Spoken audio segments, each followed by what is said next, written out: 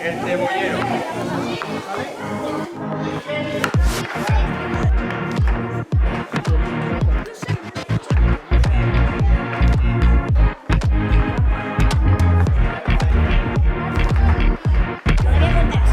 ¿Cuál les gusta más?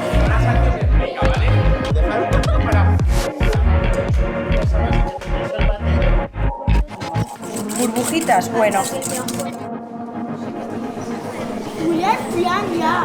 ¿Se puede probar eso? Entonces tendremos el horno preparado, Eso demasiado. lo quiero probar. De estas recetas se pueden hacer infinidad.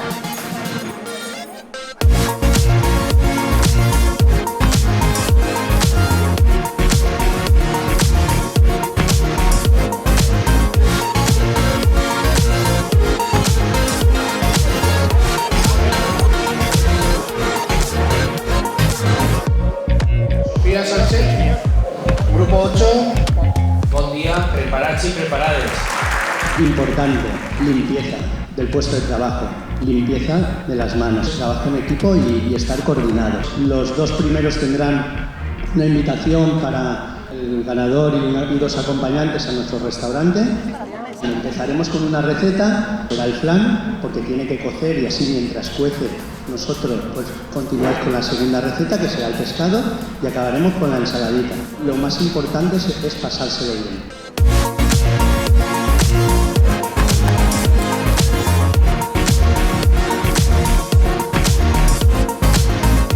Lo que aneu a guanyar avui, independentment de qui guanye, és haver estat tot un cap de setmana en la família preparant-se i fent una cosa que és superimportant.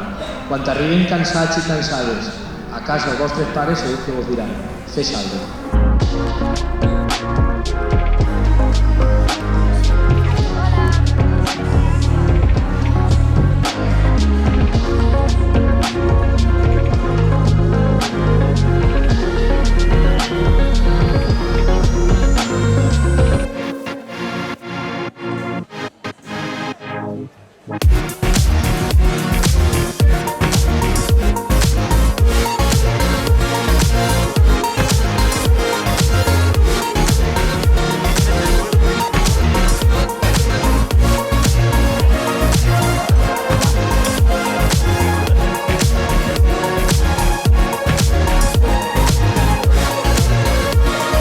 Primer premi, campeones, Naya de García Romero